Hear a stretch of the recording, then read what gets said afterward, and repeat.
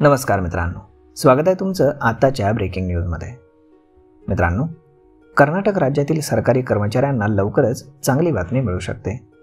कर्नाटक मंत्रिमंडळानं 7व्या वेतन आयोगाच्या शिफारशी 1 ऑगस्टपासून लागू करण्याचा निर्णय घेतलाय।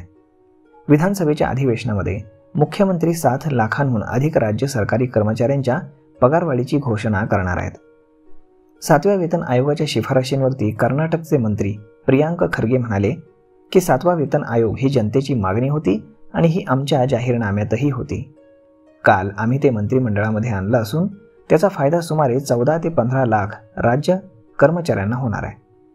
माजी मुख्य सचिव के सुधाकर राव यांच्या अध्यक्षतेखाली 7व्या वेतन आयोगानं सरकारी कर्मचाऱ्यांच्या मूळ वेतनामध्ये 27% वाढ सुचवली आहे, ज्यामुळे सरकारी तिजोरीवरती वार्षिक 17,440 कोटी रुपयांचा अतिरिक्त खर्च होण्याची अपेक्षा आहे। पगारवाढ मंजूर करण्यासाठी सिद्धरामय्या सरकारवरती दबाव आणत असताना हा निर्णय घेण्यात आलाय। उल्लेखनीय म्हणजे कर्नाटक राज्य सरकारी कर्मचारी संघटनेनं ऑगस्टमध्ये बेमुदत संपावर जाणार असल्याचं सांगितलंय। मार्च 2023 मध्ये तत्कालीन मुख्यमंत्री बसवराज बोम्माई यांनी कर्मचाऱ्यांना अंतरिम 17% वेतनवाढ दिली होती। सिद्धरामय्या प्रशासनामध्ये त्यामध्ये 10% वाढ करण्याची शक्यता आहे, ज्यामुळे एकूण मूळ वेतन हे 27.5% एवढ्यानं वाढेल। यापूर्वी 15 जुलै रोजी कर्नाटक राज्य मार्ग परिवहन महामंडळ म्हणजेच KSRTCने महत्त्वपूर्ण आर्थिक नुकसानीचं कारण देत बस भाड्यामध्ये 20% वाढ प्रस्तावित करण्याची योजना आखली होती। KSRTCला गेल्या 3 महिन्यांमध्ये 295 कोटी रुपयांचा तोटा झालेला होता। मुख्यतः शक्ती योजनेमुळे कर्नाटकातील महिलांसाठी मोफत बस प्रवास उपलब्ध आहे।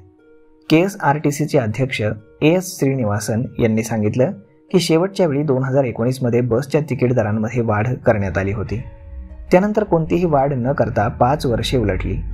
कच्च्या तेलाच्या किमती वाढल्यानं भाडीही वाढली आहेत। पगारवाढ आणि कर्मचाऱ्यांना मिळणारे फायदे यासाठी दर समायोजित करणं आवश्यक आहे। ते असंही म्हणाले की KSRTC कर्मचाऱ्यांसाठी वेतन सुधारणा 2020 मध्ये करण्यात आली होती आणि त्याचीच आवृत्ती आता 2024 मध्ये करण्यात येते।